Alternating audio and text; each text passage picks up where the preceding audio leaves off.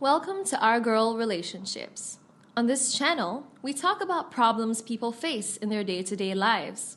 Let's start with a video.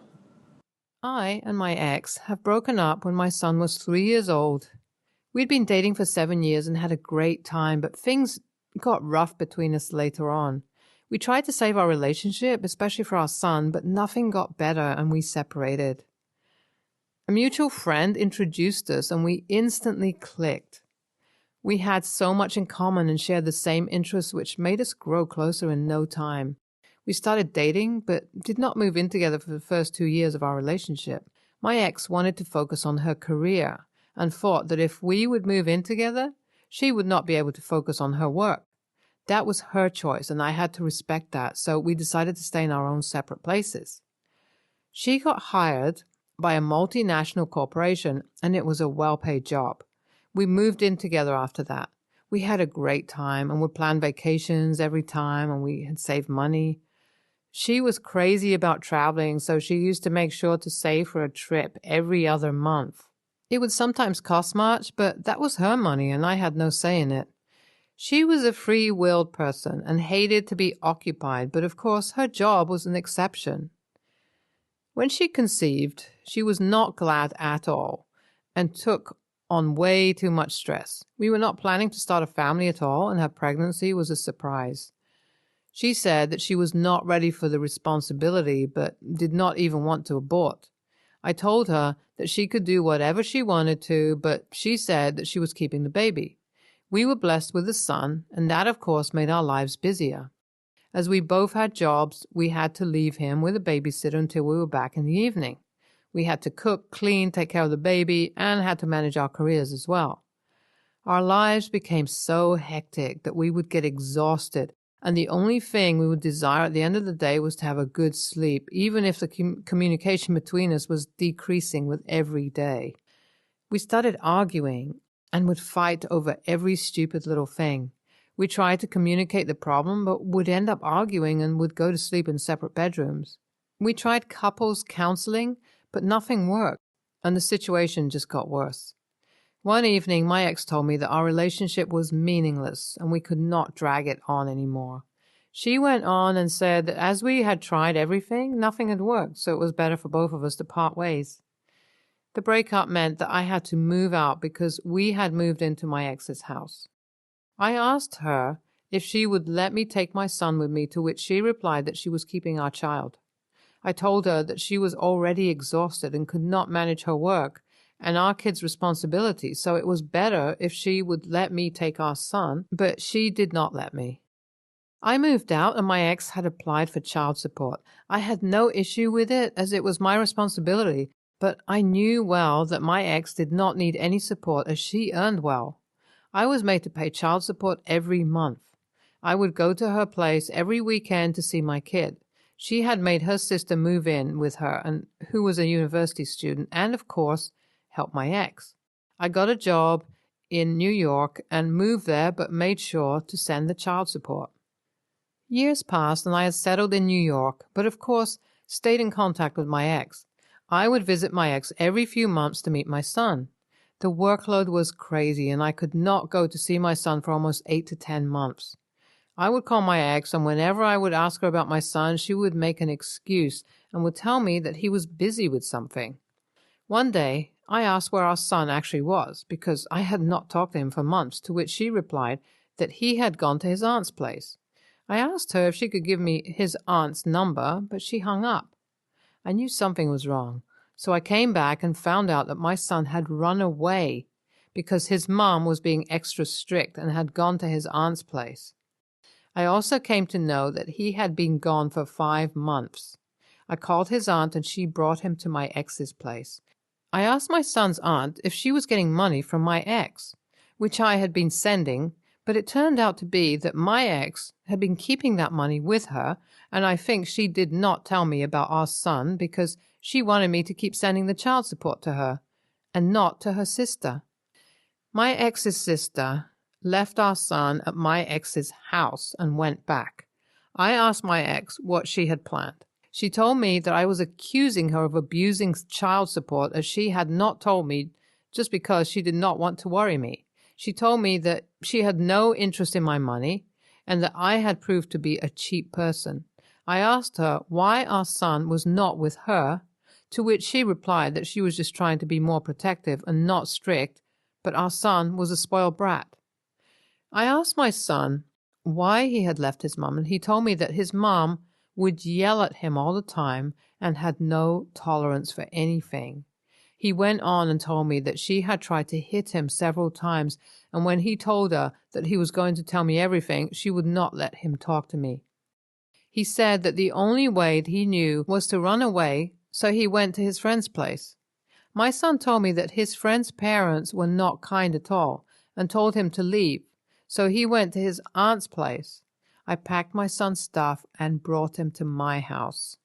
I filed a report against my ex for mistreating our kid and blindsiding me with the actual situation. My ex got notified and came to my house to see me. She told me that I had ruined the whole of her life, and then our son had made it even worse. I asked her why did she not let me take my kid with me when we had separated, as I was ready for the responsibility, but she acted like a bitch and did not let me take custody. I told her that I was going to make her repay the money that she had been paying me as child support, even when our kid was not with her. She told me that she would not repay even a penny and left. As I had already consulted CSP, the investigation had started, and I hope that the assessment will be done on time. This will also help me gain custody of my kid, as he is still a minor and needs parental support. I have decided to take my son with me, and even my son is not willing to stay here with his mom anymore.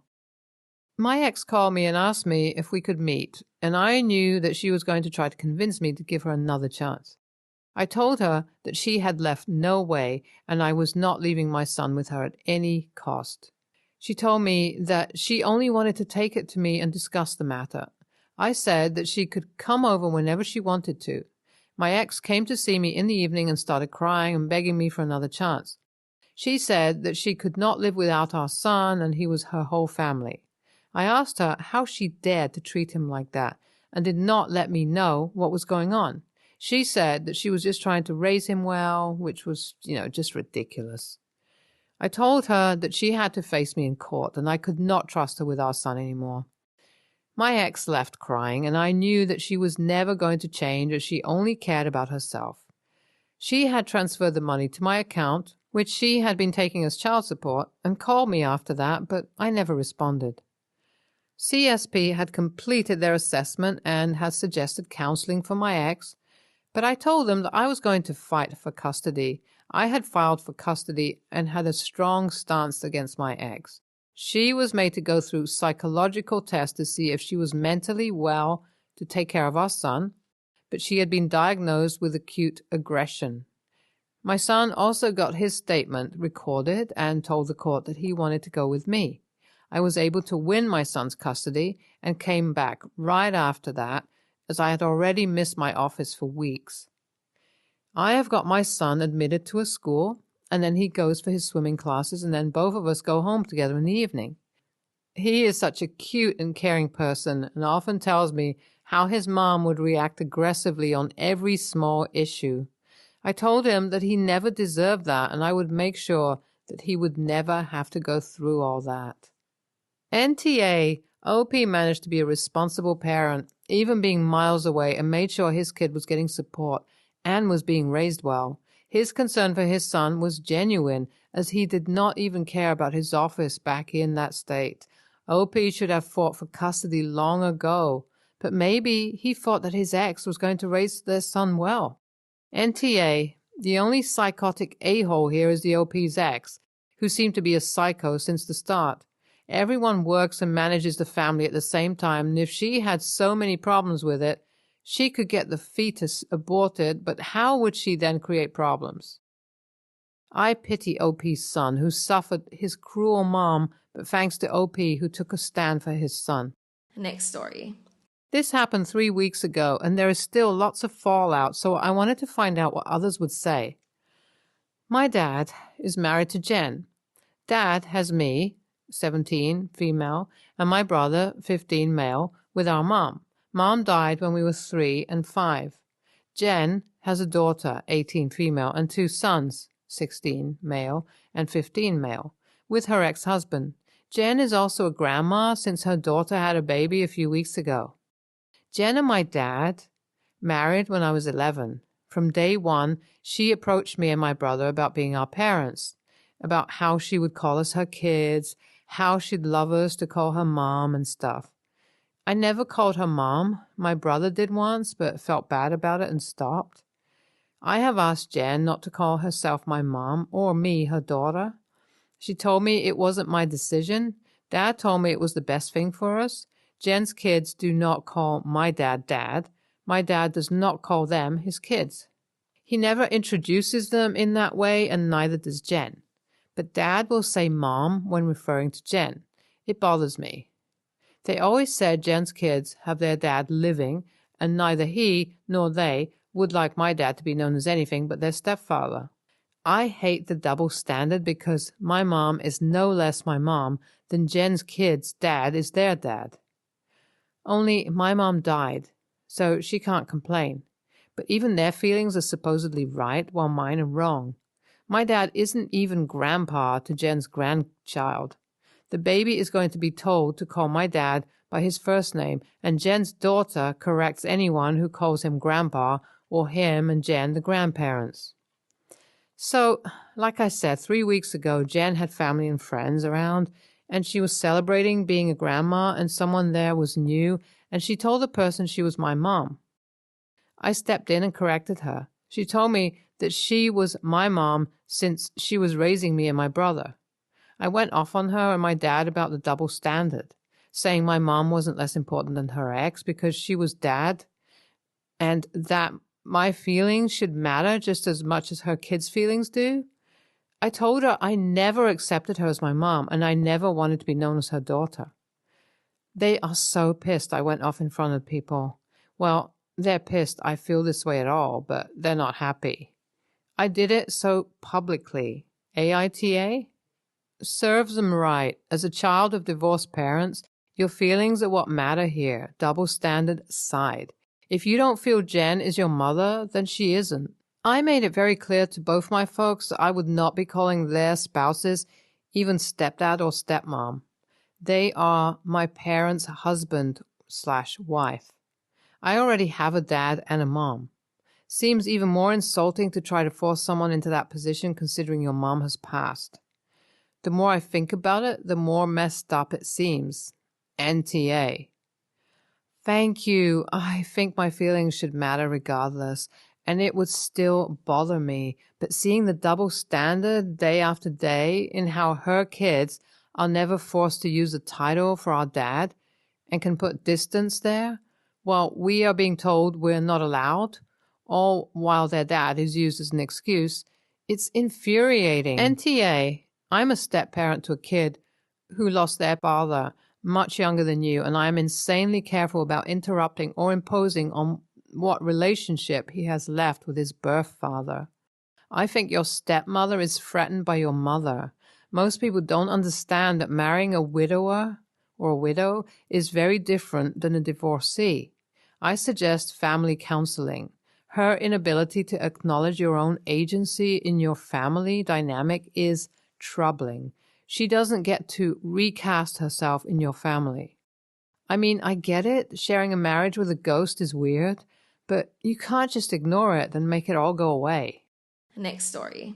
I'm a 25-year-old woman and my boyfriend is 27 and has a job where he travels all the time. He is essentially a store inspector for the company he works at, flying all over the country to make sure the stores are following company procedures with in-store marketing and product displays, cleaning, standards, etc. He also does pop-up visits to stores, receiving negative reviews and such. He is gone about 50% of the year doing this. We live separately right now, each with roommates. I am working part-time while finishing up my MBA. I do not have a lot saved up, to be honest, because I'm paying as much as I can out of pocket for school. He wants to get a house when we move in together, but he sees us spending money on rent as the same as throwing money in the trash. I agree, but again, do not have a significant amount saved. I want to wait to move in for at least 6 months after graduating so we can put in equal amounts for a down payment. I also would like for him to find a different job where he travels less. He found a house he wants us to get now. The house is a bit older and needs some work before we can move in. But he does not want my name on the house because we are not married. I said, fine, but then you are paying for all the permanent changes to the house and the down payment. I told him I would not pay for any remodeling, paint, landscaping, or anything else that could not be physically taken should we break up. And I had already told him I don't want to take on a whole house right now when he's never home. He went ballistic, particularly with the paint and down payment.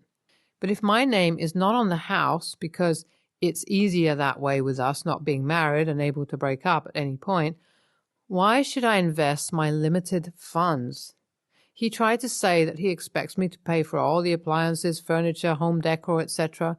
But I asked if he really wanted to be couchless and without a TV if we broke up, since he's so obsessed with what would happen and how things would be divided and so on. Now, he won't talk to me because he says it's unfair and cruel for me to expect him to pay for everything for a house, and that he would probably never be able to do that alone. He says I'm setting our relationship up to fail, but still won't budge on adding my name and doesn't want to wait for another house. So AITA for refusing to pay for anything permanent and for no more than half of the indoor things we'll need? We have not yet discussed my paying rent because of the focus on the more expensive aspects and then needing time to cool down. My lease is not up for 2 more months, and I do not want to pay 2 rents. We do have some furnishings like silverware, some pots and pans, a desk, those fabric cube storage things, a couple of bookcases, but neither of us has a TV, couch, he has a futon though, chairs, dinner table, etc. We each have double-sized beds, but he wants us to get a king since we'll have the space. NTA. Whoever's name is on the deed is responsible for the insurance, down payment, repairs, maintenance, etc. Whoever rents is responsible for their portion of utilities and rent, whatever that agreed amount is. This is a simple equation. Whoever gets to own the house bears the burden of the risk. Whoever rents doesn't get to own, but also doesn't have to deal with those same risks and expenses. The fact that he wants you to put a down payment on this house without adding you is a big enough deal to break up over. Please, I beg you, trust me on this. This is not normal.